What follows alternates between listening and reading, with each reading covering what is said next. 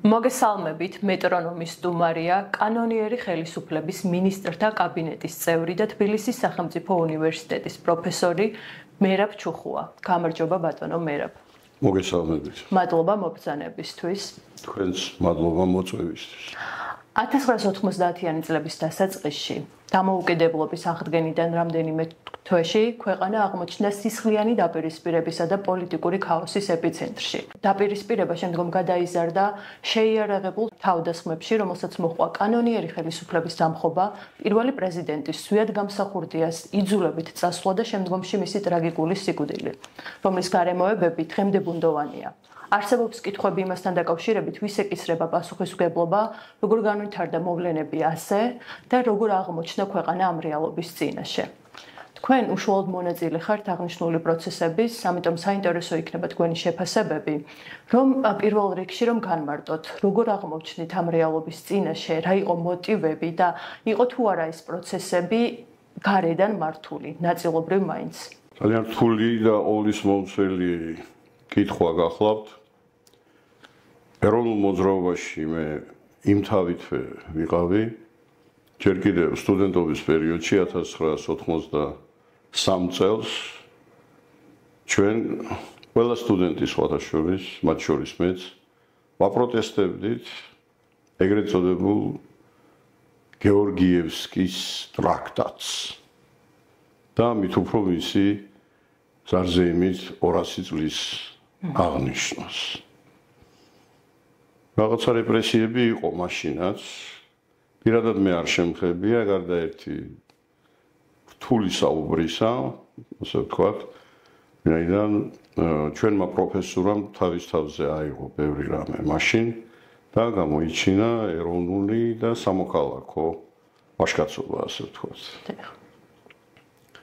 შემდგომში იყო ჩემი ვიზიტები ჩრდილოეთ კავკასიაში, ჩემივე პროფესიიდან გამომდინარე, ვარ კავკასიური ენების სპეციალისტი, ისტორიისა და კულტურის ისტორიის სპეციალისტი ასევე. ამ მიმართულებით რამდენიმე ნაშრომი მაქვს, მონოგრაფია. ადგილზე ვსწავლობდი ენებსაც, ხალხებსაც და ინტერესი საქართველოს პოლიტიკური მომავლისა იმთავითვე ჩემთვის იყო ბუნებრივი. მით უფრო ჩემი მასწავლებლებიდან გამომდინარე, რომლებიც არა მხოლოდ ლინგვისტიკას და ისტორიას ვასწავლიდნენ. კიდევ ერთი და ყველასთვის მისასალმებელი იყო ზვიად გამსახურდიას და მერაბ კოსტავას მოძრაობა, რომელიც იმთავითვე იყო ჩემთვის მისაღები და ჩემი ადგილი მეც იქ ვიპოვე. და ეს მიმართულება მქონდა სწორედ მეცნიერება, კავკასია და კავშირები პოლიტიკური, როგორც საქართველოში, ასევე ჩრდილოეთ კავკასიაში. მე მეგობრობდი და ურთიერთობა მქონდა ისეთ ადამიანებთან, რომლებიც შემდგომ პრეზიდენტები გახდნენ, მაგალითად ჩეჩნეთის რესპუბლიკა იჩქერიის პრეზიდენტი ჯოჰარ დუდაევი, ახლო ურთიერთობა მქონდა და არაერთხელ შევხვედრი ვარ, მათ შორის ოფიციალურადაც აბულფაზ ელჩუბეის, როგორც გროზნოში, ისე აზერბაიჯანში, ის აზერბაიჯანის პრეზიდენტი გახდა, რომელიც ასევე დაამხეს სხვადასხვა ახლო ურთიერთობა მქონდა და მაქვს კავკასიის ყველა რეგიონის მეტნაკლებად საინტერესო ლიდერებთან. ეს იქნება ინგუშეთი, დაღესტანი, ჩერქეზეთი, თუ ჩრდილოეთ კავკასიის სხვა რეგიონები. როგორც პროფესიული ინტერესი, ასევე პოლიტიკური ინტერესიც და ეს დღემდე ცოცხალია. სხვა შორის ასევე მაქვს ურთიერთობა აფხაზეთში მყოფ იმ აფხაზობასთან, რომლებსაც სერიოზული მიზნები აქვს ქართულ-აფხაზური ურთიერთობის განვითარების კუთხით. ეს ყველაფერი გამომდინარეობდა არა მხოლოდ ჩემი პიროვნული ინტერესებიდან, არამედ იმ ეროვნულ განმათავისუფლებელი მოძრაობის პლატფორმა გახდათ, რომლის ლიდერიც იყო ზვიად გამსახურდია და რომელმაც ყველა ადამიანს, მეტნაკლებად ღირებულ ადამიანს შეუქმნა ასპარეზი, როგორც საკუთარ პროფესიებში, ასევე ქვეყნის დამოუკიდებლობისათვის ბრძოლაში. ეს პერიოდი იყო საერთო სახალხო ურთიერთსიყვარულის და საზოგადოების სოციალური ერთიანობის პერიოდი. განსაკუთრებით თბილი გახდნენ ქართველები ერთმანეთის მიმართ, ქვეყნის მოქალაქეები 1989 წლის 9 აპრილის ღამის შემდგომ, რომლის მონაწილეც ასევე ვარ და ბოლომდე იმ ღამეს ჩვენ ახალგაზრდებმა ასე ვთქვათ, უკან არ დავიხიეთ და დავიცავით ჩვენი ეროვნულ განმათავისუფლებელი მოძრაობის ინტერესები.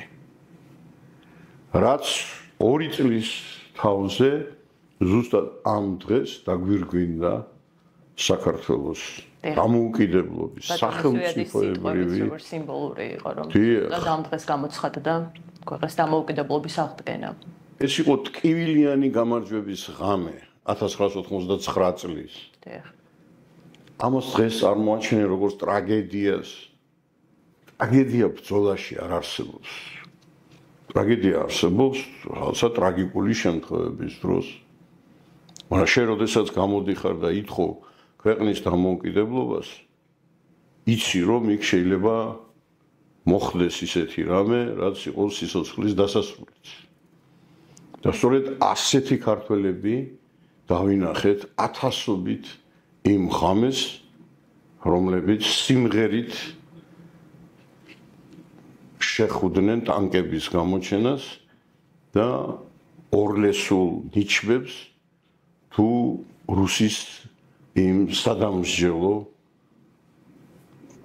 ჯალათებს, რომლებმაც სასიკვდილოდ გაიმეტეს, როგორც ნახეთ, ძირითადად ქალბატონები და ბავშვები.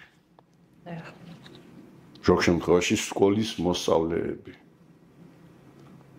ეს იყო გამარჯვების ღამე, რომელმაც მოიტანა დამოუკიდებლობა და რაზეც დგას საქართველო როგორც დამოუკიდებელი სახელმწიფო. ანუ 9 აპრილი არის ფასეულობა, რომელიც დღესასწაულად აქციას ზვიად გამსახურდია.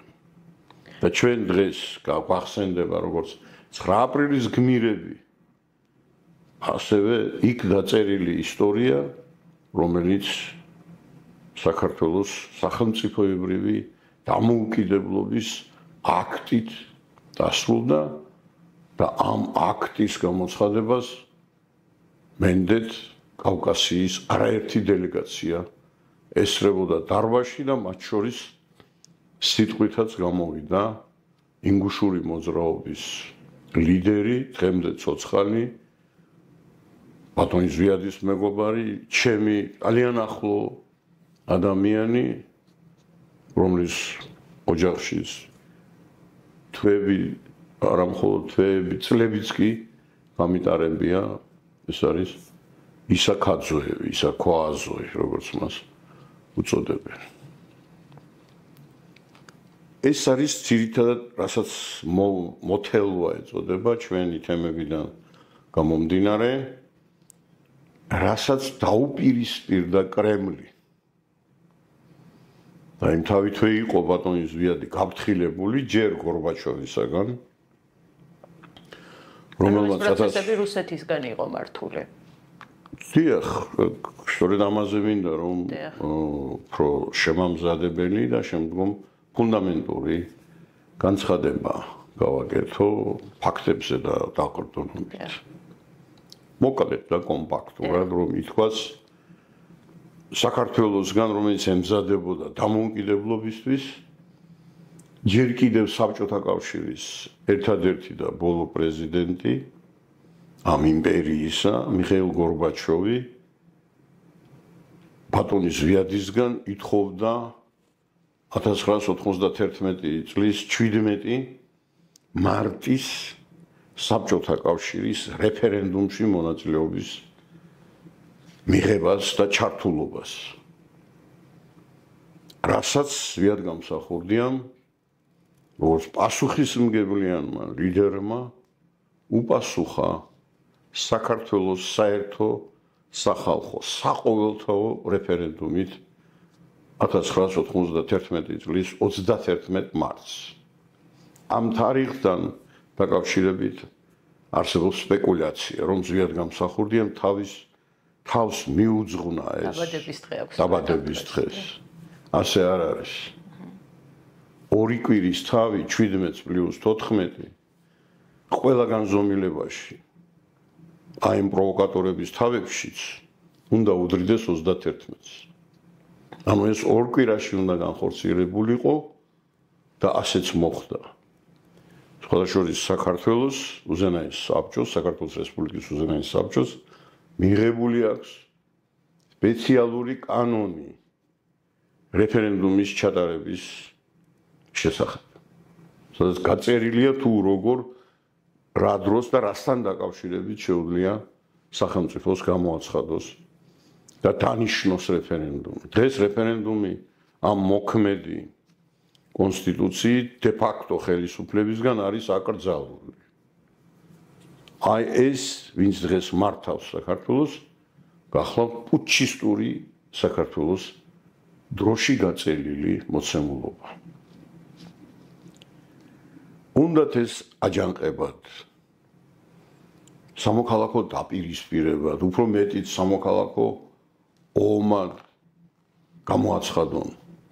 ან შიდა პოლიტიკურ კონფლიქტად ზვიად გამსახურდიას მრგვალი მაგიდის შემადგენელ ორგანიზაციებსა თუ პიროვნებებს შორის.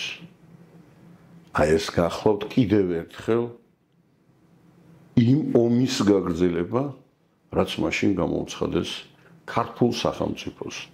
ახალშობილი ქართული სახელმწიფო სასიკვდილოდ გაიმეტეს იმ აგენტურულმა ნაწილმა საქართველოსი, რომელიც თანამშრომლობდა და დღესაც თანამშრომლობს რუსეთის, ანუ უცხო ქვეყნის დამყრობელი ოკუპანტი ქვეყნის სპეცსამსახურებს. აი ამის კლასიკური ნიმუში არის გოგა ხაინდრავა და ირაკლი კობახიძის ოჯახი.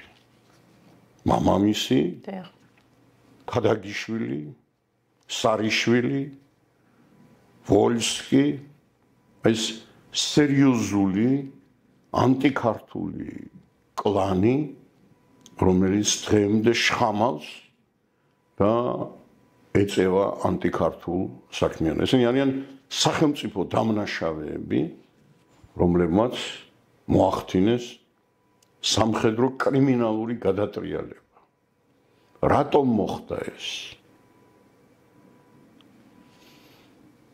რეფერენდუმში უკვე ვახსენე და არ მიიღო საქართველოს რესპუბლიკის კანონიერმა ხელისუფლებამ მონაწილეობა. ეს იყო უცხო ქვეყნის მიერ თავსმოხვეული რეფერენდუმი. საქართველო კი აზროვნებდა, მოქმედებდა და იბრძოდა საკუთარი კანონმდებლობით და ქმნიდა ახალ ჩარჩოს საერთაშორისო სამართალზე და ქართულ სამართალზე დაფუძნებულ რეალობას. გორბაჩოვმა მიანიშნა და ასეც მოხდა. თუ თქვენ არ მიიღებთ ამ პროცესებში, ანუ საბჭოთა კავშირის პროცესებში მონაწილეობას, პრობლემები გექნებათ ცხინვალის რეგიონში და აფხაზეთში. შემდგომში იყო საბჭოთა კავშირის მასშტაბით გეკაჩეპ პუტჩი მოსკოვში. აგვისტოში. 91 წლის აგვისტოში. რა პერიოდში ზვიად გამსახურდიამ საქართველოს შეუნარჩუნა სახეც პოლიტიკური პრესტიჟიც და აიცილა ეს კონფლიქტი საქართველოს ტერიტორიაზე, საქართველოს რესპუბლიკაში.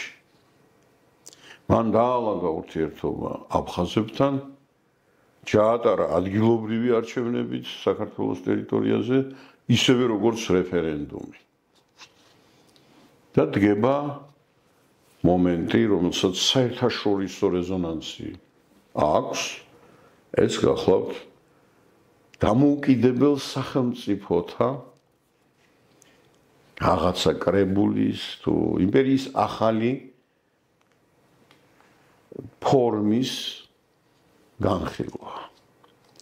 ჯერ როგორც პროექტის, ხოლო შემდგომში კი როგორც რაღაცა ერთობის სახე მიეცა მას, იცით, DST ქართულად და SNG რუსულად. უარი განაცხადა ბატონმა სვიატმა. დიახ. ბატონ სვიატს რეფერენდუმი ჰქონდა გამოცხადებული, ემხრობით თუ არა საქართველოს სახელმწიფოებრივი დამოუკიდებლობის აღდგენას 1918 წლის 26 მაისის დამოუკიდებლობის აქტის მიხედვით. ანუ მან ორი საქართველო 1918-21 წლების საქართველო და შემდგომი პერიოდის საქართველო ერთმანეთს ჰარმონიულად დაუკავშირა და ამით შექმნა ერთის მხრივ სამართლებრივი საძირკველი, საფუძველი იმისი, რომ საქართველო გუშინ არ დაბადებულა და ზვიად გამსახურდიას არ შეუქმნია, მას საქართველოს რესპუბლიკას მინდა მაყურებელმა იცოდეს და ყველამ, რომ რესპუბლიკაა ამერიკაც. რესპუბლიკაა საფრანგეთი. და თვითონ რესპუბლიკას უდიდესი მნიშვნელობა აქვს. როდესაც ჩვენ ქვეყანას დღეს ქვია მხოლოდ საქართველო. არაფრის მთქმელი პოლიტიკური კუთხით იმასთან შეფარდებით, რასაც ქვია საქართველოს რესპუბლიკა. საქართველოს რესპუბლიკა ბევრად უფრო ღრმად გააზრებული პოლიტიკური რეალობა, რომელიც სათავეს იღებს 100 და მეტი წლის წინანდელი რეალობიდან, ამიტომაც ეს სახელი საქართველოს დაუმკვიდრდა და მისი იგნორირება მიმაჩნია, რომ არის სახელმწიფოებრივი სტატუსის შელახვა. რომ დაუბრუნდეთ პირველ სიტყვას, საქართველოს სთხოვეს SNG-ში შესვლა, DST-ში შესვლა. ეს იყო საერთაშორისო შეთანხმებული პროექტი, რომ საქართველო უნდა დარჩენილიყო იმ სივრცეში, რომლის ცენტრიც კვლავ იქნებოდა მოსკოვი. საბჭოთა კავშირის დემონტაჟი უნდა შემოფარგლულიყო ბალტიისპირეთის სახელმწიფოებით. ეს იყო ფორმულა მაშინდელ სოფლიოში შეთანხმებული რუსეთის იმპერიასთან.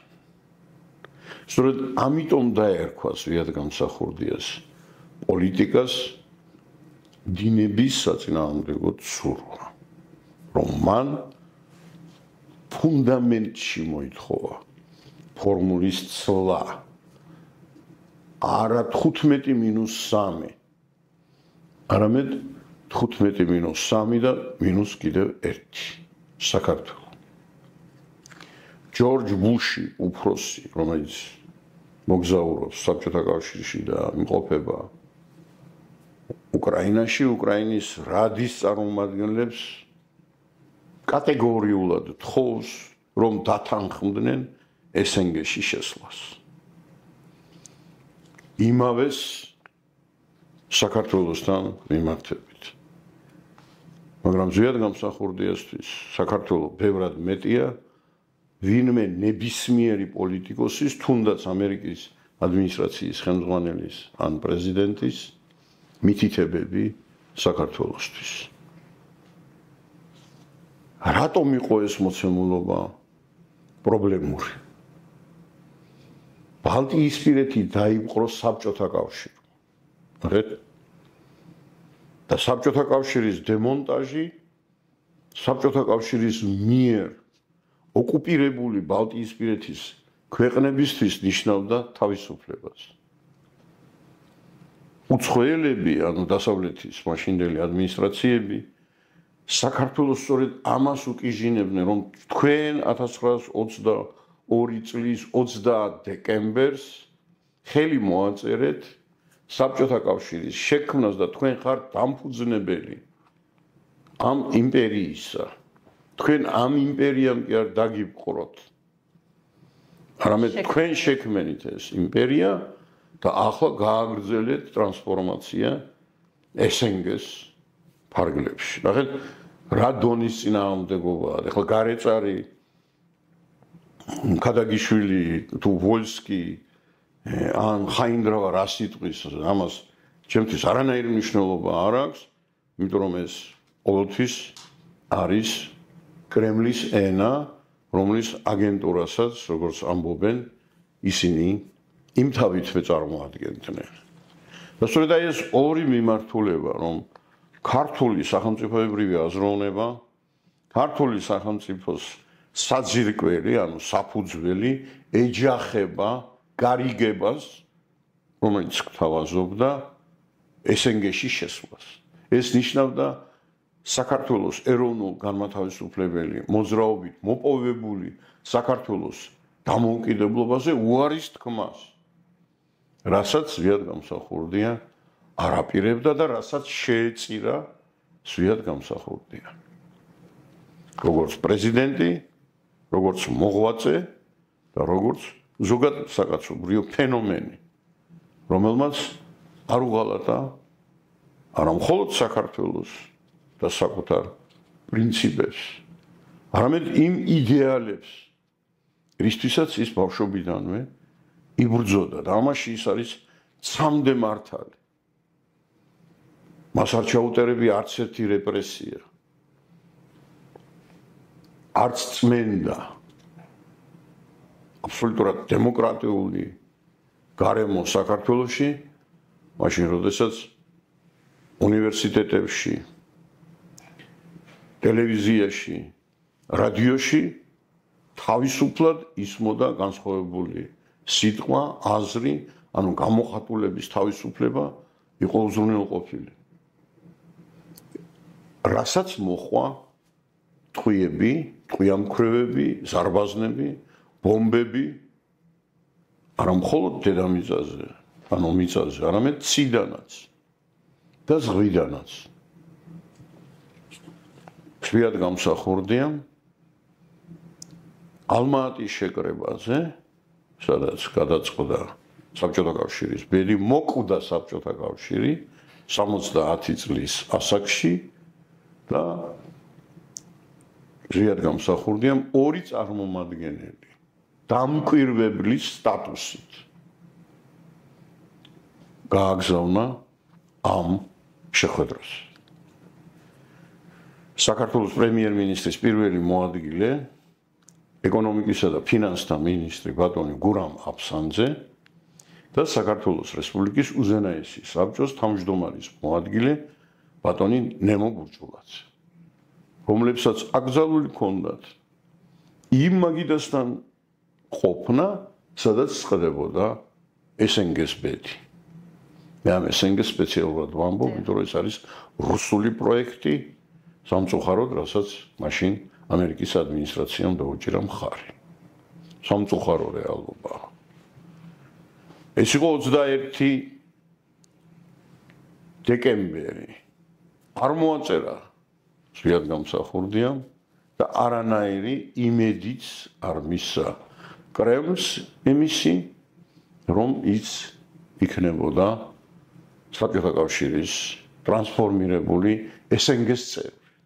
ამ ყველაფერს პროპაგანდა საერთოდ სხვა ინტერპრეტაციას გეთებს. აი ხომ ხდება მთავარი, რასაც მოგახსენებთ. 21-ში ნათქვამი უარი, 22-ში თბილისში სამხედრო კრიმინალური გადატრიალების დასაწყისად, ანუ ჯოჯოხეთის დასაწყისად ექცა საქართველოს, რაც დღემდე გრძელდება.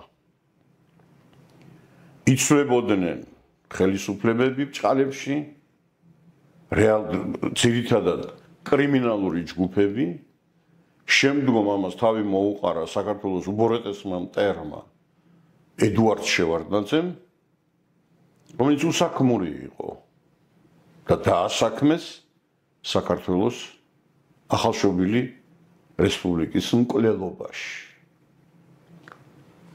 იყო კორექტივები, თქვათ, ვარდების რევოლუციის კუთხით, რომელმაც ეცადა, რომ რაღაცა შეცვლილიყო ქვეყანაში ამ პუჩისტური წარსულიდან გამომდინარე. ასთან უფრო დავახლოვდით. იყო ნაშკარად იყო ეს ყველაფერი, იყო რეფორმებიც. ზვიად გამსახურდიასთან დამოკიდებულებაშიც იყო პროექტი და რომ იცოდეთ 2003 წლის ეს რევოლუცია მშვიდობიანი და ხავერდოვანი დიდწილად ზვიად გამსახურდიას მომხრეების ზურგზე იყო გადატანილი. მოლოდინი იყო, რომ ჩვენ დავასამანებდით პუჩიზმს და შევარდნაძის საქართველოს და ავაღორძინებდით იმ საქართველოს, რომელიც ჩვენთვის იდეალურია დღესაც, ეს არის ზვიადისა და მერაბის 9 აპრილის ფასეულობათა საქართველოს, რომელიც ეფუძნება ზნეობას, ზნეობრივ მოცემულობას, უწინარეს ყოვლისა, ანუ მორალურ კოდექსს და საქართველოს მოსახლეობის უფლებას იცხოვროს თავისუფლად, დამოუკიდებლად და კეთილდღეობაში. აი ეს არის ძირითადად თქვენს ცელ და რთულ კითხვაზე კომპაქტური პასუხი. ჩემი შემდგომი კითხვა ეხება ბატონი ჯოხარ დუდაევის და ზვიად გამსახურდიას ურთიერთობას. როგორც ცნობილია, თქვენ ძალიან დიდი როლი ითამაშეთ, რომ მათ ერთმანეთი გაიცნოთ და ასევე თქვენი რეკომენდაციით დაუჭირეს სწორედ ჯოხარს ბატონმა ზვიადმა მხარი. აი ამ პროცესებზე რომ უფრო ცლად ისაუბროთ და რა ინტერესი ქონდა ბატონ ზვიადს, მოიაზრებდა თუ არა მოკავშირედ მათ რომ რუსეთის წინააღმდეგ ბრძოლაში? ზვიად გამსახურდია იმ ოჯახში დაიბადა და გაიზარდა, სადაც არამხოლოდ საქართველოს აღიარებდნენ სამშობლოდ, არამედ ამ ოჯახის მზერა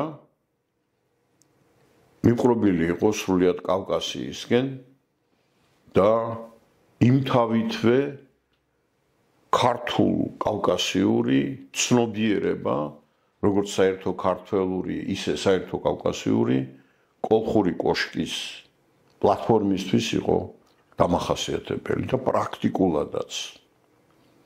კონსტანტინე გამსახურდია ყველაზე სრულყოფილად დაახასიათა სომეხმა სკულპტორმა. თუ გვარი მეხსიერება ამღალატოს გონია დემირჭიანმა, რომელმაც თქვა, რომ ეს არის ევროპელი ქართულ კავკასიურ ჩოხაში გამოწყობილი. აღეთ? ჩოხას ატარებდა იმ პერიოდში, როცა ყველანაირი სიმბოლიკა, მაგრამ შიგნით იჯდა ევროპა. აი ეს გენეზისური, ევოლუციური ევროპა, რომელიც საქართველოსდან, კავკასიის რეგიონიდან მოდის, იმ რენესანსის შვილი, რომელიც ვეფხისტყაოსნის სახით არის დაგვირგვინებული იმ პერიოდისეულ და აი ამას კარგად გრძნობდა და ამის მკვლევარი იყო ზვიად გამსახურდია და ნახეთ ერთდროულად მისი სპეციალობა არის ამერიკანისტიკა. ვიღაცა ზვიად გამსახურდია ეს გონია რაღაცა ფილოლოგი მხოლოდ.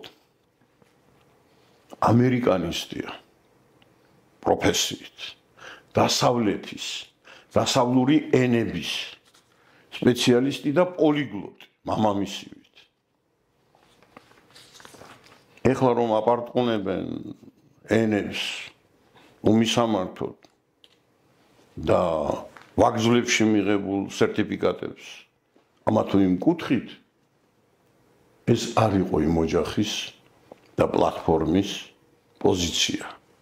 ეს იყო ფუნდამენტური აზროვნება კავკასიური მასშტაბით. ზოგად გამსახურდიას ეკუთვნის სიტყვა. აი ჩვენ ხომ დღეს წარამარა ვიმეორებთ ხოლმე.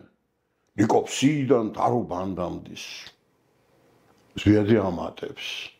საქართველო აზროვნებდა ნიკოფსიიდან ტარუბანდამდის. რას ნიშნავს აზროვნებდა? ანუ ის მოიცავდა რეგიონს და გეოსტრატეგია, გეოპოლიტიკა ქართული აზროვნებისა, რომ კავკასიელთა ტკივილი არის ქართველებში განვითარებული. ის კი არა ეს ორუჯრედიანი არსებები Facebook-ის შესაძლებლობებიდან გამომდინარე თავიანთ უმწიფარ და მრავალ შემთხვევაში შეურაცხმყოფელ აზრებს ავითარებენ. ეს იყო დიდი სახელმწიფოს დიდი შვილი და რა თქმა უნდა მის თვალსაწიერში იჯდა კავკასია. მე კავკასიოლოგი ვიყავი და ბატონ ზვიადთან კოლხურ კოშკში არც ასვლა გამჭირვებია და არც კავკასიური იდეების ახსნა მისთვის. ეს მან იცოდა ბრწყინვალედ. უბრალოდ მე მქონდა უშუალო კავშირები მაშინაც, შემდგომაც და დღესაც. აი ამ ტელეფონით ჩვენ დღეს შეგვიძლია ნებისმიერ რეგიონში დავრეკოთ და გვიპასუხებენ ადეკვატურად. და სწორედ ამას ჩემს მუდმივ ყოფნას სულ კავკასიაში ეროვნული მოძრაობიდან გამომდინარე და სპეციალობითაც მოხვა ის რისთვისაც ზიად გამსახურდია იყო აბსოლუტურად ღია და რისთვისაც იბრძოდა კიდევაც. ამაში მონაწილეობდნენ სხვა პიროვნებებიც, სხვა ჯგუფები, ჩემი მეგობრები. მარტო მე არ ყოფილვარ. მაგალითად ბატონი ზვიადის პირველი მიღება შეხება ოფიციალურ რა დადასტურებული, რაც არასდროს არ გახმოვანებულა. მოხდა 1990 წლის შემოდგომა ზამთრის მიჯნაზე. ზუსტად თარიღი არ მახსოვს, მაგრამ ეს პერიოდია, როდესაც ორი ჩემი მეგობარი, ერთი ქისტი და მეორე ჩეჩენი, თან ახდნენ ჯოხარ დუდაევს საქართველოში. ჯოხარ დუდაევი საქართველოში შემოვიდა რამდენიმეჯერ. მაგრამ თბილისში ჯოხარ დუდაევი შემოვიდა სოხუმიდან. ახეთ საინტერესოა. და მას მოხვებოდა ჩემი მეგობარი საქართველოს პატრიოტი და ჩეჩნეთის პატრიოტი მათე ციხესაშვილი, ქართველი ისტორიკოსი, ზვიად გამსახურდიას თანამებრძოლი.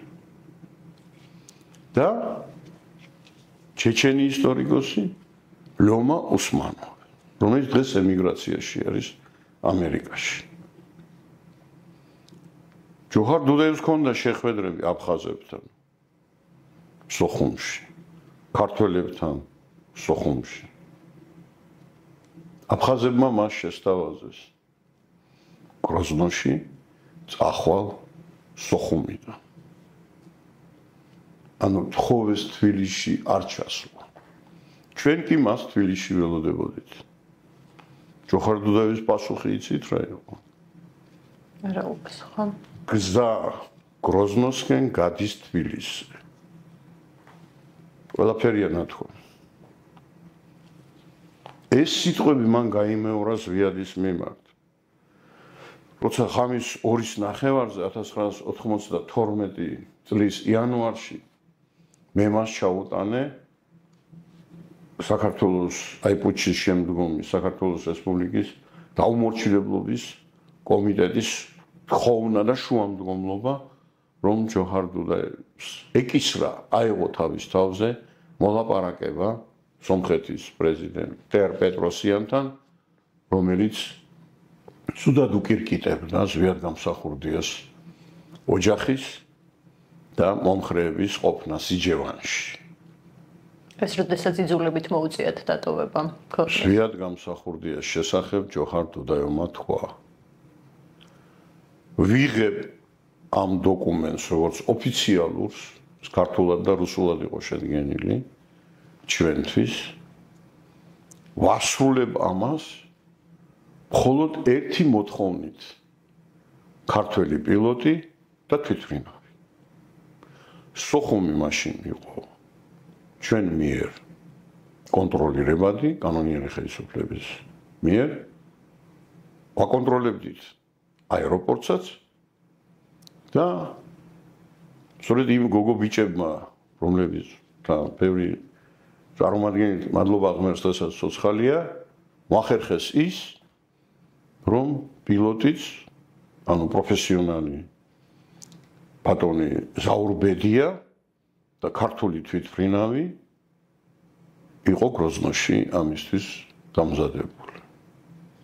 მაგრამ ჯოხარმა იქვე თქვა, ზვიად გამსახურდია დაბრუნდება საქართველოში. ოღონდ ნახეთ, გროზნოს გავლით.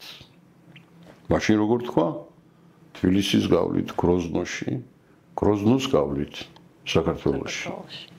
ამას უდიდესი მნიშვნელობა ჰქონდა და რატომ მას არ დაუმალია? მე არ ვიცი რა ხდება საქართველოში. მე შევისწავლი სიტუაციას და მოვახსენებ ბატონ პრეზიდენტს. თქვენ როცა დაბრუნდებით ზუგდიდში, მე მითხრა პირადად.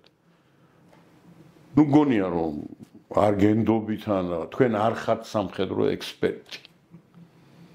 მე ზვიად გამსახურდიას უნდა უთხრა სრული სიმართლე თქვენ რას აკონტროლებთ და შეგიძლიათ თუ არა მისი დაცვა.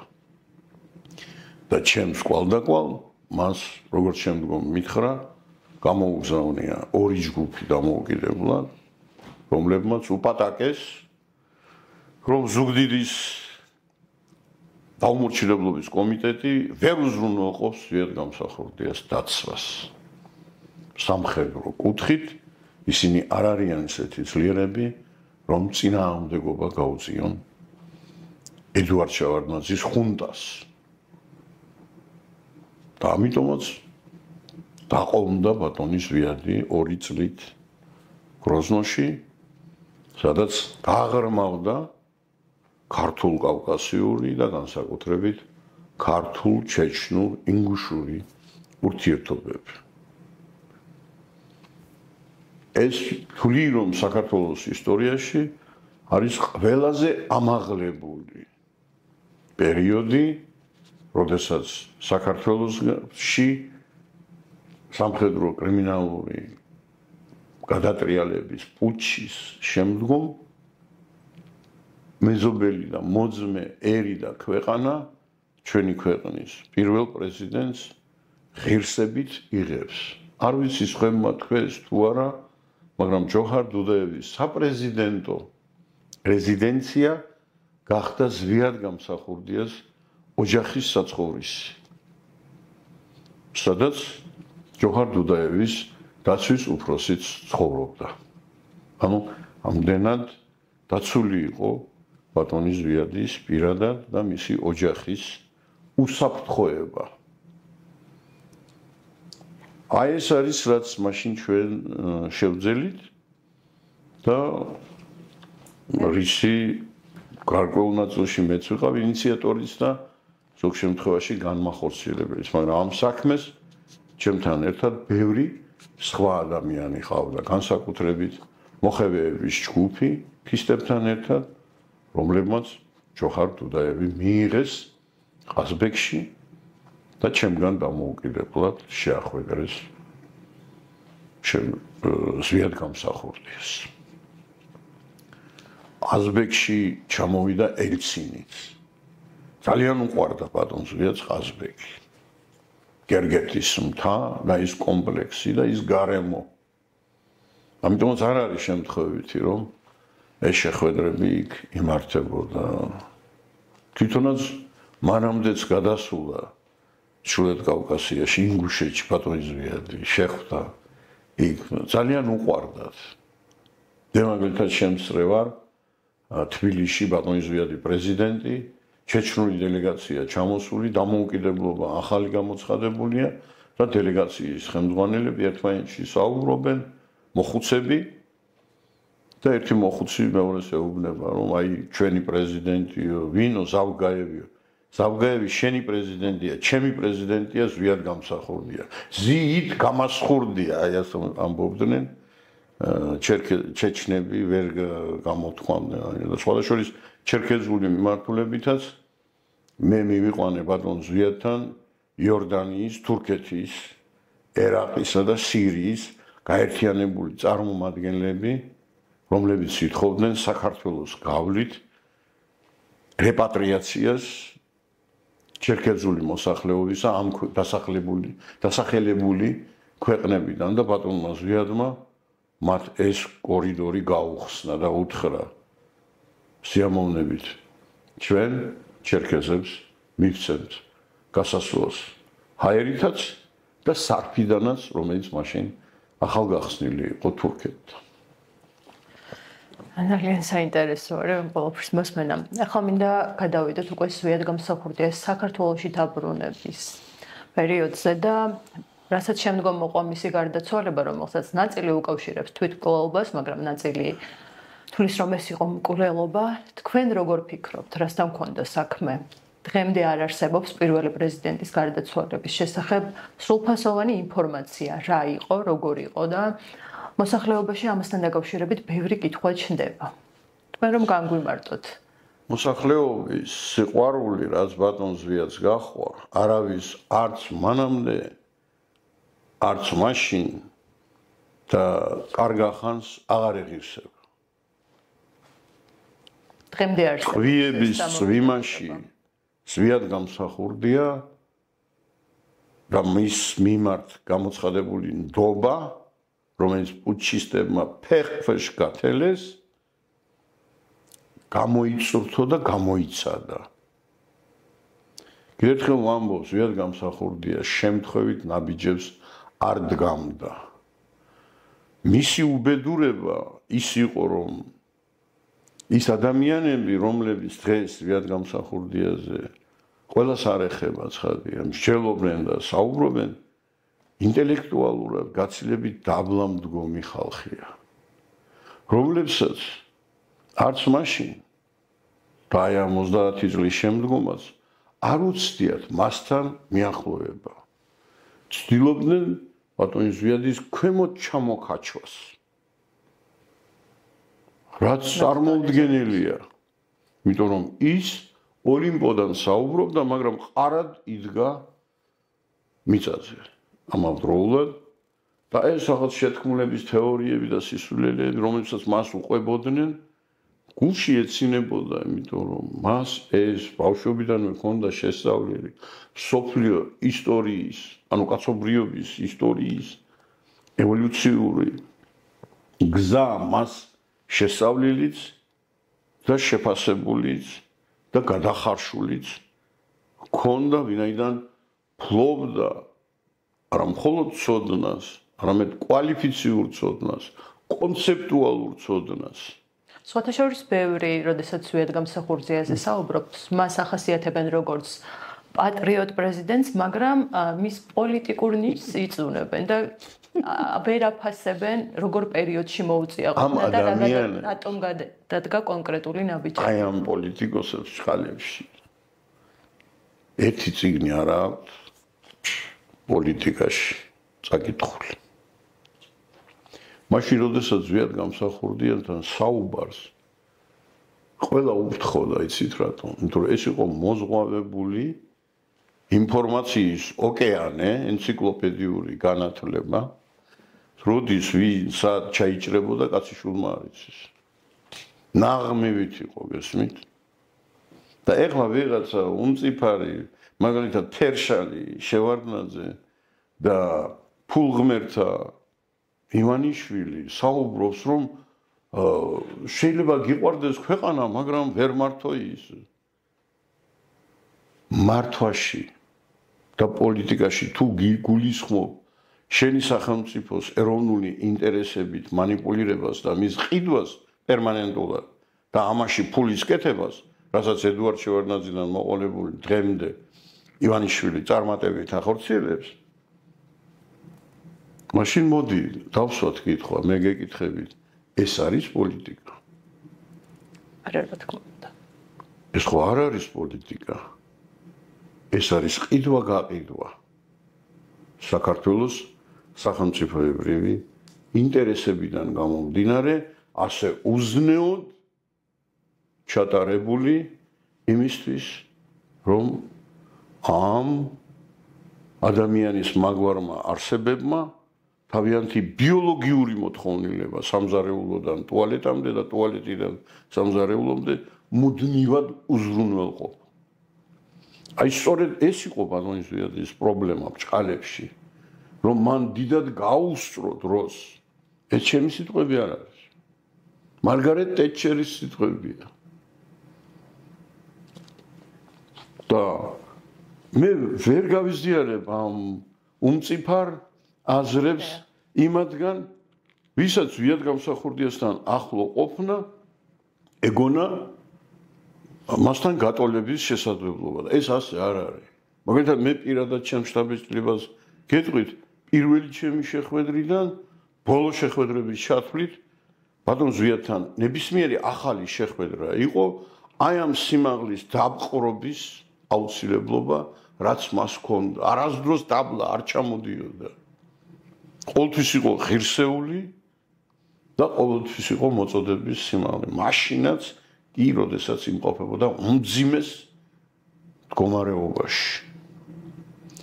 ეხლა იმ ბრიყვებს მინდა უპასუხო, რომლებიც ამტკიცებენ, რომ ზვიად გამსახურდია ვიღაცებმა ჩამოვიტყუეთ საქართველოში.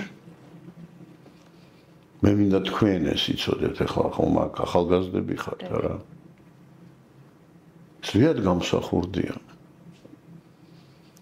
უხელმძღვანელა ყველა ამ პროცესს რაც მოხდა გროზნოდან საქართველოში. კეთილსინდისიერი ადამიანი შენიშნავს, რომ ზვიად გამსახურდია თავისი ნებით კი არ განიზრახა ქვეყანაში დაბრუნება და კანონიერი ხელისუფლების აღდგენა. არამედ მან მიიღო მოსახლეობის თხოვნა. ქვეყნის მასშტაბით, საქართველოს მასშტაბით 400,000-მდე ადამიანმა ხელი მოაწერა თხოვნას. დაბრუნდეს საქართველოს დემოკრატიული წესით არჩეული კანონიერი პრეზიდენტი საქართველოში. ხელს ვაწერდით ჩვენ ამას. და გქონდა ეს. და ბატონ ზვიადის სიყვარული და ის პასუხისმგებლობა ჩანდა ამაში. ეს ერთი მომენტი. მეორე, მასთან მუდმივი კონსულტაციებით საქართველოს რესპუბლიკის უზენაესი საბჭოს პრეზიდიუმმა, რომელიც გროზნოში არაერთხელ შეკრებილა, გამართა, ამაში მეც ვიღებდი უშუალოდ, მე არა ვარ პარლამენტის წევრი, მაგრამ მე ვიყავი ზვიად გამსახურდიას ორგზის რწმუნებული 1992 წლის იანვრის დოკუმენტით რწმუნებული და შემდგომში უფრო მაღალი რანგის რწმუნებული 1993 წლის აპრილიდან ზვიად გამსახურდიას პოლიტიკური რწმუნებული საქართველოში. ამ რანგის მეორე რწმუნებული ყავდა ზვიად გამსახურდიას სამხედრო, საგანგებო, პოლიტიკური და საგანგებო სამხედრო რწმუნებულები. ერთი მე ვიყავი და მეორე ასევე სამხედრო პირი. სხვებს ჰქონდათ რწმუნებები. ახლა ნახეთ რა ხდება. ზუგდიდში გაიმართა უზენაესი საქართველოს რესპუბლიკის უზენაესი საბჭოს სესია. აი ამ ხელმოწერების და მოსახლეობაში არსებული მოთხოვნის საფუძველზე, რომ დაბრუნდეს საქართველოს პირველი რესპუბლიკის პრეზიდენტი საქართველოში. ნახეთ?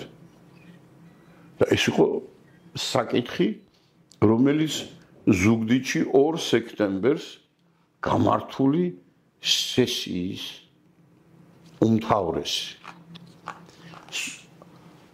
და იქვე გამოცხადდა პროცესი კანონიერი ხელისუფლების აღდგენისა საქართველოში, ნახეთ? სწორედ ეს არის საფუძველი, რომლის მე არ მინდა ახლა ორკესტრირების ისა და დირიჟორი თქვა, მაგრამ ბატონ ზვიადთან შეუთანხმებლად ეს პროცესები არ მიმდინარეობდა. მანამდე ჩამოვიდა საქართველოს რესპუბლიკის პრემიერ-მინისტრი ბესარიონ გუგუშვილი, რომელიც იღებდა ამაში ყველაფერში მონაწილეობას და რომელმაც ბოლომდე უერთგულა ზვიადგამსახურდიას. ისევე როგორც გურამ აფსანძემ საქართველოს რესპუბლიკის პრემიერ-მინისტრის პირველმა მოადგილემ, რომელმაც განახორციელა საქართველოს მოსახლეობის და პირადად ზვიადგამსახურდიას სურვილი დაბრუნდეს პირველი პრეზიდენტი საქართველოში.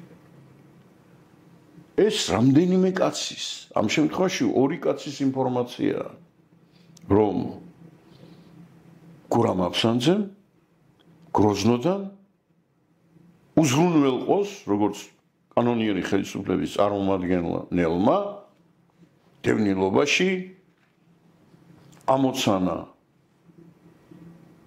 პრაქტიკულად, ანუ ფიზიკურად ზვიადგამსახურდიას სამშობლოში დაბრუნების. რაც მოხდა კიდევაც. დაეშვა თვითმფრინავი სენაკის აეროპორტში, რომელსაც ჩვენი ეროვნული გვარდიის ძალები აკონტროლებდნენ და 1993 წლის 24 სექტემბერს ზვიადგამსახურდია დაბრუნდა კანონიერი ხელისუფლების აღდგენილ საქართველოში. კიდევ ერთი მომენტი იყო რისთვისაც ის დაბრუნდა საქართველოში. აი კომპლექსია ეს. აფხაზეთში მიმდინარე პროცესები. დიახ. ედუარდ შევარდნაძე ეს გარეწარი. 2 ასეთი სიტყვა იცოდა მან. აი საგინებელი სიტყვები საერთოდ მე არ მოსწონი არასდროს. გარეწარი და ნაძირავა. ნუ შევარდნაძე ორივეს იმსახურებს. აბარებს სოხუმს და მე ამას არ ჩავაბარებინე. და ნახეთ რას აკეთებს. 24-ში ჩამოვიდა, იმავე დღეს ესტუმრა აფხაზეთში შტაბს, სადაც ხუნტის ჯალათები ისხდნენ, რომლებმაც სასიკვდილოდ გაიმეტეს ზვიადგამსახურდია და ათასობით ქართველი, აი ისინი სადაც ისხდნენ, იმ შტაბში მივიდა, ზოგი ფანჯრიდან გადახდა. აი ამ მოულოდნელობისგან. არ ელოდნენ მას. რა თქმა უნდა, მაგრამ ის იმდენად თავგანწირული იყო და აფხაზეთს და ქვეყნის ტერიტორიულ მთლიანობას იმდენად ემსახურებოდა, რომ მან აი ეს გზა, აი მისთვის, მისი სიცოცხლისთვის არც თუ ისე უსაფრთხო გზა აირჩია და ეს ყველაფერი ჩაწერილი იყო. მე ვიყავი საინფორმაციო სამსახურის ხელმძღვანელიც. აი თქვენ ხო ხარ ჟურნალისტები, აი ეს ჟურნალისტების ხელმძღვანელი მე ვიყავი. აი ეს ფუნქციაც მქონდა და ეს ყველაფერი გადაღებულია და დევს ისტორიისთვის. ფანჯრიდან გადახტომილებიც უკან მოაბრუნებინა. არავის ვერჩით. ეხლა არ არის შევარდნაძისტობის დრო, არც ჩემს მომხრეებს. მე არ მივმართავ, მე როგორც საქართველოს პრეზიდენტი, ყველას პრეზიდენტი ვარ და ჩვენ ერთად უნდა გადავარჩინოთ საქართველოს ტერიტორიული მთლიანობა. აი ეს გახსოვთ შევარდნაძე რას აკეთებს? სასწრაფოდ ჩადის სოხუმში და აბარებს სოხუმს 27 სექტემბერს. აი ეს გარეწარი. და ეხლა ვიღაცები დადგებიან და რაღაცა გურამ აფსანძე მოატყუან, მერაბ ჩუხუამ რაღაცა ყურში უჩურჩულან, მეგობრებო, სირცხვილია. 2 წიგნი წაიკითხეთ. თუ წიგნებს ვერ კითხულობთ, ბატონი ზვიადის გამოსვლები მაინც მოისმინეთ, რომელმაც სხვადასხვა ბატონი ზვიადი რო შემოვიდა ზუგდიდში, რა ვიცი, რამდენი ასეული ათასი კაცი იგივე მე არ ვიცი. რეაქცია იყო ძალიან. სასწაული. ფეხში შველი, ბავშვებით ხელში გამორბოდა ხალხი. საოცარი კადრები არსებობს. ხო, მე გამოვაცხადე, ესმით? მე გამოვაცხადე, მე გამოვდიოდი სიტყვით. და მე მერგო ეს პატივი, რომ აი თქვენ ახლა მოგმართავთ ის, ვისაც ელოდით და რას ამბობს? პირველად ჩემს ცხოვრებაში ენა მებმის და ვერ საუბრობ. იქიდან გამომდინარე, რომ მე დავბრუნდი ჩემს სამშობლოში, საქართველოში და ამდენი ხნის ოცნება ავისრულე, რომ შევხვდი ჩემს და იქ თქვა სხვათა შორის ჩვენი ქვეყნის მტრებს გონიათ, რომ საქართველო არის უპატრონო და მალე იხილავენ საქართველოს პატრონის ძალას. პრაქტიკულად ის ჩამოვიდა როგორც თავგამწირული ხედართ მთავარი, რომელმაც არ უღალატა პრეზიდენტის ფიცს და მისი ცხოვრების გზას. ეხლა თქვენ მეკითხებით, მოკლეს თუ თავი მოიკლა, მეგობრებო.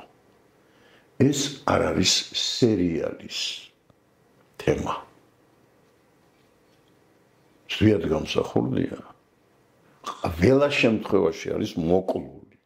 თვითმკვლელობამდე იმ შემთხვევაშიც კი, რომელიც მიიყვანეს ამ ზომამდე. დიახ, ეს არის ყველაზე დიდი მკვლელობა, თუ ის თვითმკვლელობით დასრულდა მისი სიცოცხლე. მრავალტანჯული, კრავივით, უმანკო საქართველოს ჭირის უფლის სიცოცხლე თუ მართლა დასრულდა, იმით რითაც დასრულდა. მე ამას ვერ გიპასუხებ თქვენ. მაგრამ ეს პუტჩისტური ხელისუფლებები ამას ვერ გამოიძიებენ. ვინაიდან მკვლელები, რომლებაც ზვიადგამსახურდია გაწირეს არა მხოლოდ იქ, სადაც ის იმყოფებოდა ბოლო პერიოდში, არამედ თბილისში, როდესაც ქვემეხები, ტანკები, ბეტერები დაუშინეს ქვეყნის ყველაზე დიდ პოლიტიკური კუთხით შენობას, საქართველოს პარლამენტს და მთავრობის რეზიდენციას. ეხლა მე გაგახსენებთ, აი ამ უცოდველი ბიჭების ცოდვას. ეგრეთ წოდებულ ბუნკერში, რომელიც არ არსებობს იქიდან გამომდინარე, რომ ეს არის საქართველოს რესპუბლიკის პარლამენტის შენობა, მაშინაც და დღემდე, ხოსე? ზვიადგამსახურდიას რა განაჩენი გამოუტანეს? იცით? არ იცით. 700 ტონიანი კასრი, აუზი. თვითმფრინავით რომ ჩააგდო. ვერტმფრენი. გაზავებული მაზუთით გადაატარეს ამ შენობაზე და ამ შენობას ჰქონდა შუშის გადახურვა. აი პან ბუნკერს რო ამბობენ, თითქოს და გესტაპოს რეზიდენცია ყოფილიყოს. ან პუტინის რეზიდენცია. გადაატარეს ტრანსივი, იცით რა არის? ცეცხლოვანი ტყვია, რომელიც ესროლეს მას, გაწყვითეს, რითაც იყო გამობმული ამ ვერტმფრენს და ღმერთმა ინება, რომ ეს აგიზგიზებული 700 ტონიანი წარმოგიდგენიათ, არ დაეცა პარლამენტის შენობას, სადაც 5000 ვიყავით ჩვენ. და ეს გარეწარი, რომელიც ამ სცენარის ერთ-ერთი ავტორია, ხაინდრავა ამბობს, ჩემი უსაყვარლესი სკოლა დამიწვესო, თვითონ გადაწვეს, იმიტომ რომ ის აგიზგიზებული გენა ჩვენ კი არ დაგვეცა. პირველ გიმნაზიას. პირველ სკოლას დაეცა და გადაიწვა, გადაიბუგა იქაურობა. აი ეს მათხოვარი ყოველდღე გამოყავთ ტელევიზორში და ლაპარაკებენ აქეთაც, იქითაც ყველა არ გაყენებთ შეურაცხყოფას, მაგრამ ძალიან დაბალი დონეა ქართულ მედია სივრცეში, განსაკუთრებით ეგრეთ წოდებულ ტელევიზიებში, რომლებიც ვერ გასცდნენ სარიშვილის, ხაინდრავას, რავი კიდევ ვინა ვთქვა, თუმცა აი ყველა ერთნაირები არიან. რატომ ვამბობ ამას? სიმართლის სათქმელად უშუალო მონაწილეებს,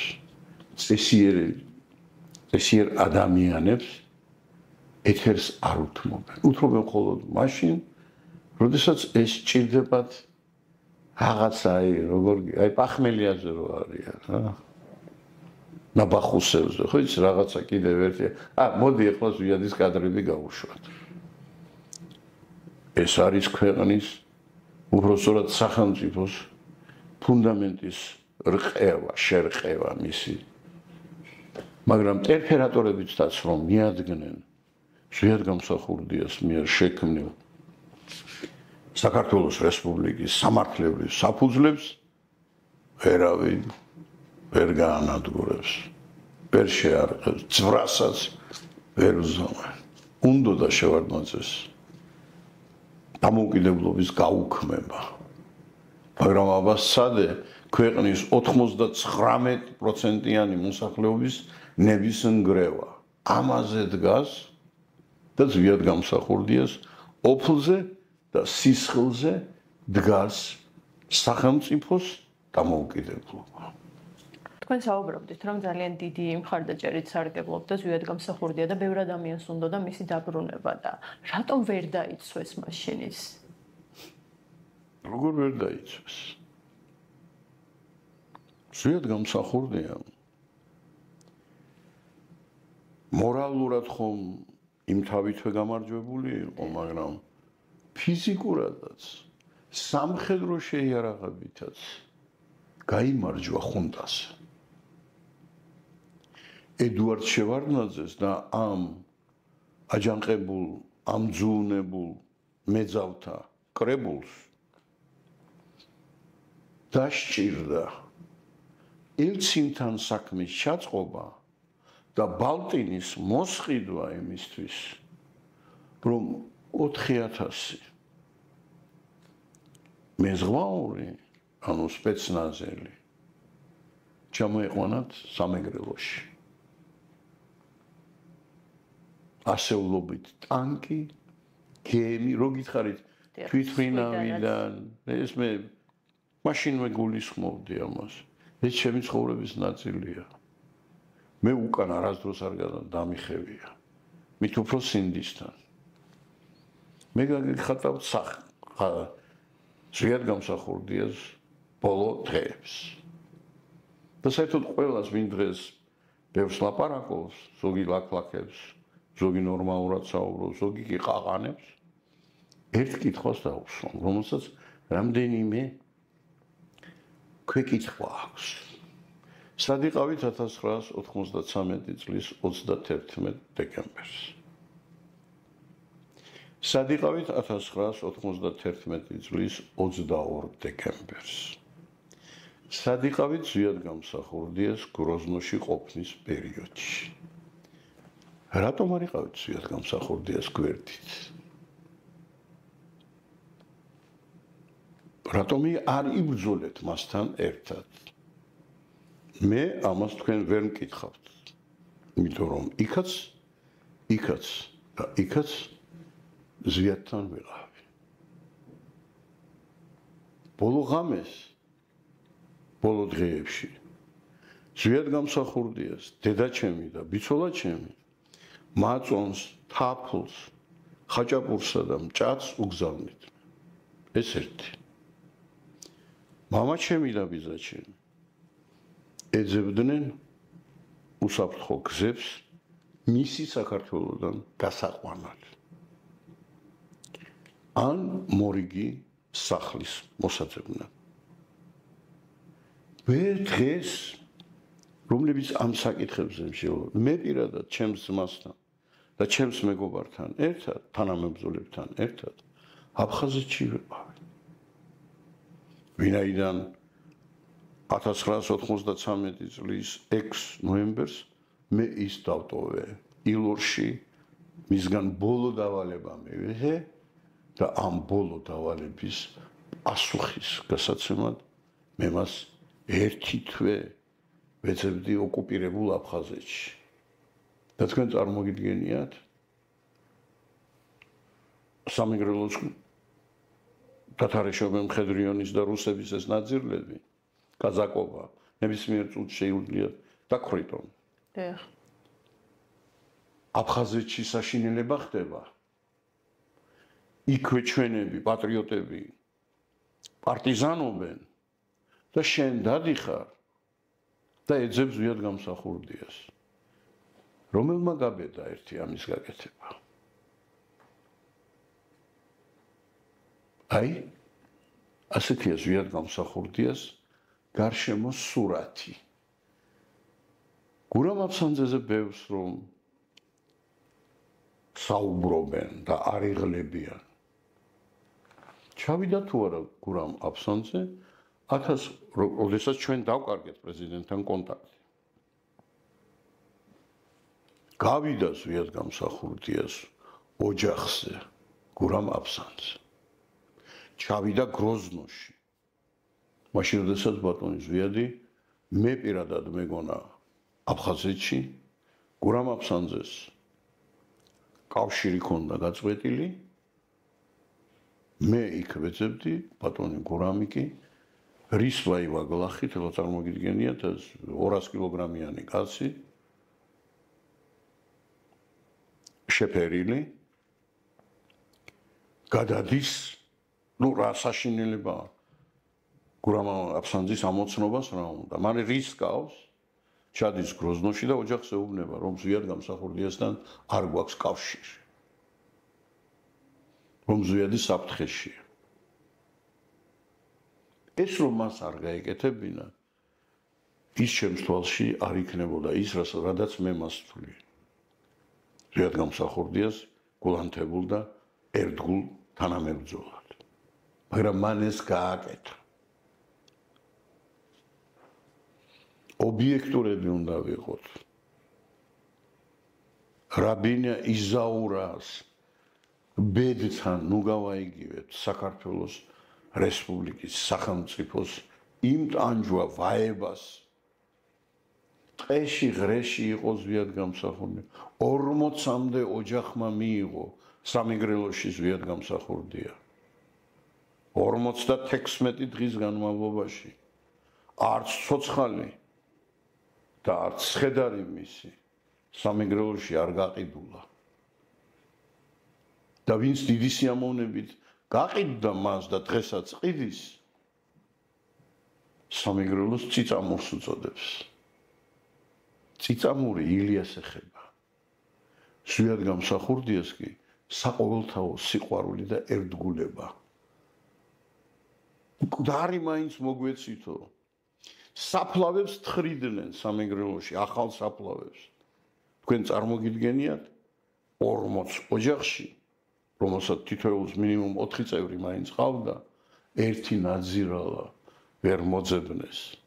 იყო შემთხვევა, როდესაც წინაკარიდან მხედრიონი შემოდის და უკანა კარიდან დიასახლისი აცილებს ზვიად გამსახურდიას და დიასახლის იქვე ფეხებში ესვრიან, რომ თქვას იყო თუ არა იქ ზვიად გამსახურდი.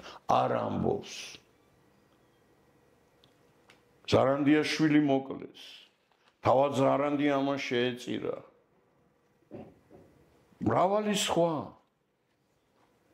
ყველას ვერ ჩამოვთვლი, ახლა ის ისე რაც უცებ რაც თქვი და ეს ჩამოდია და მოკლეს და თავი მოიკლა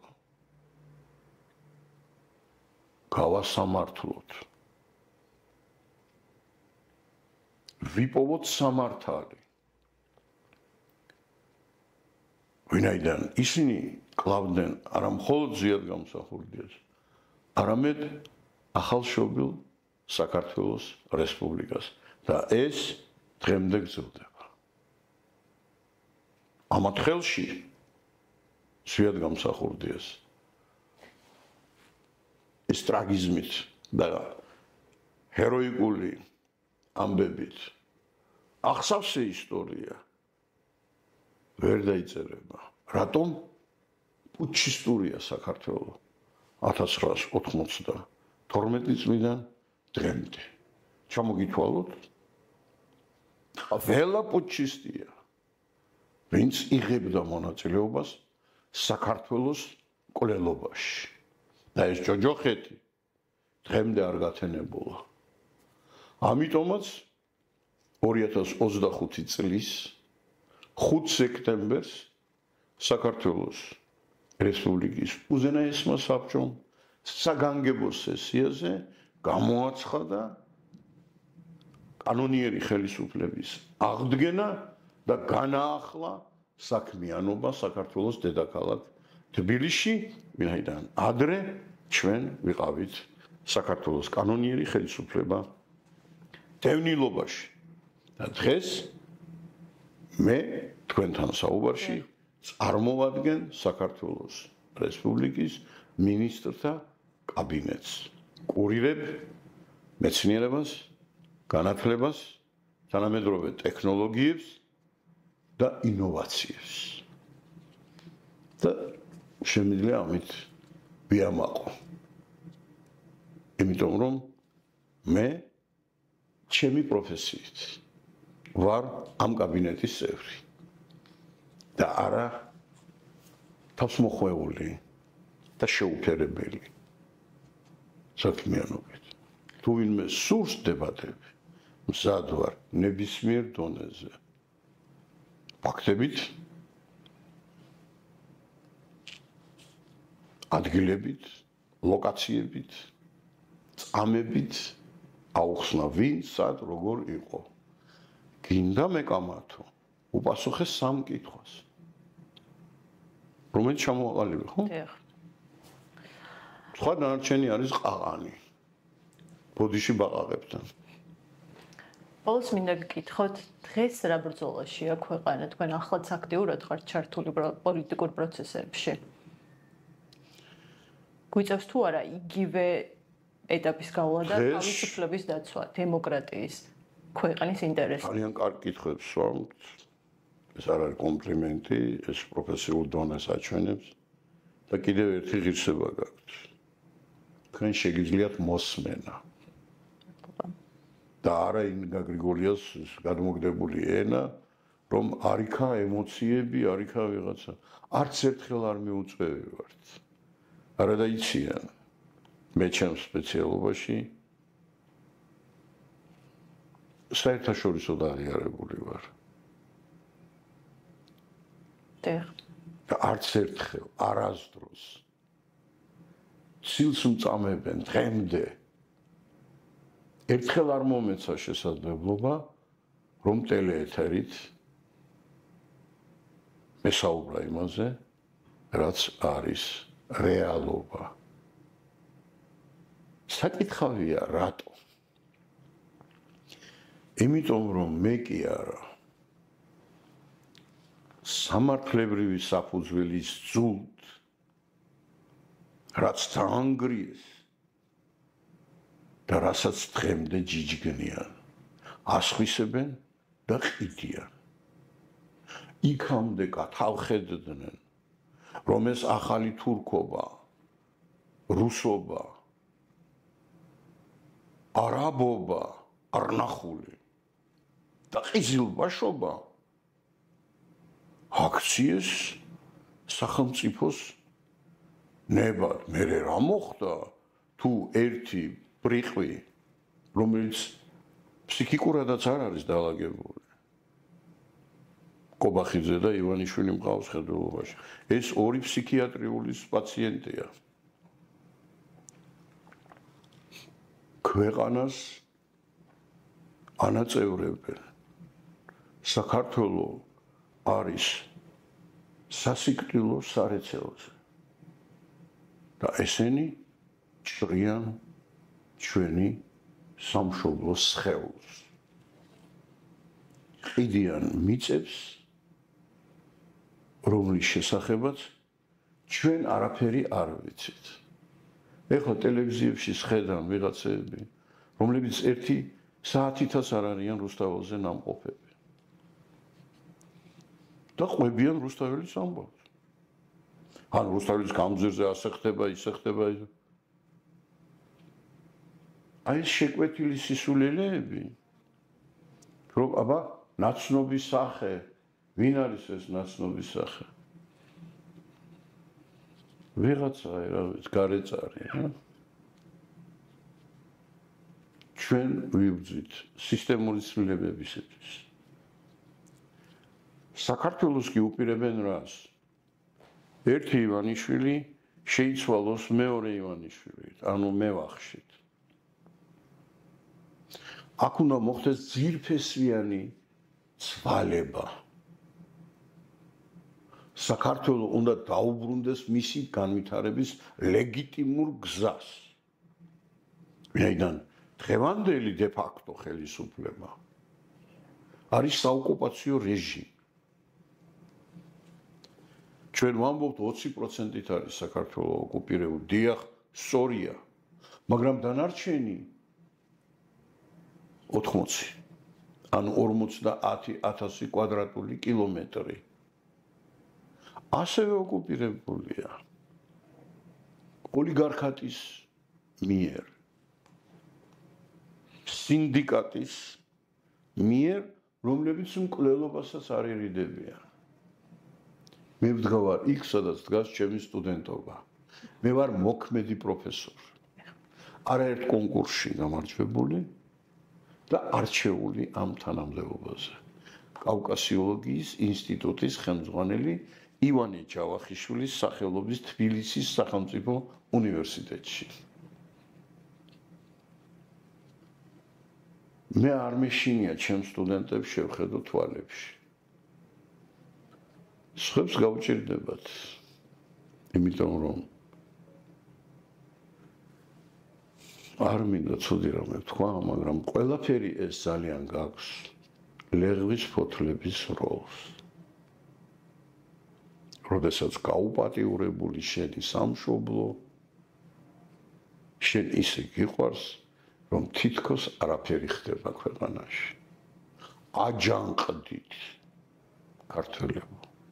სწორედ ის დროა, როდესაც ქუდზე კაცი უნდა გამოვიდეს, ერი და ბერი და დავიხსნათ სამშობლო ჩვენი, საქართველო.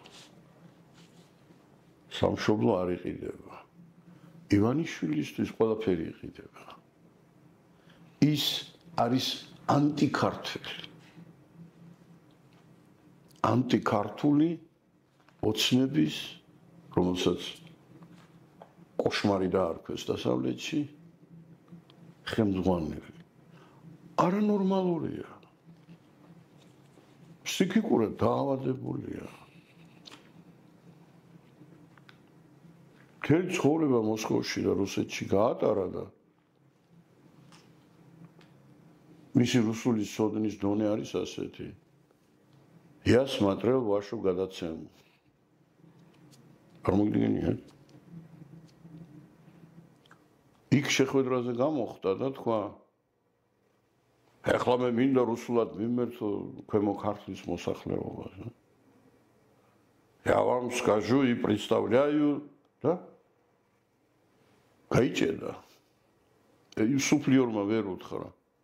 და ყურში მუდმივად აგარჭობილი რაღაცა. და როგორ იქნებაო მაჟორიტარი დეპუტატი?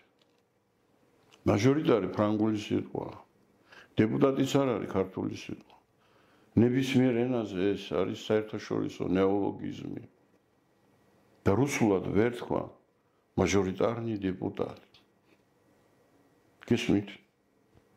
ვაშუ გადაცემო და მაჟორიტარი დეპუტატი არის მისი ცოდნის მთელი ავლა დიდება.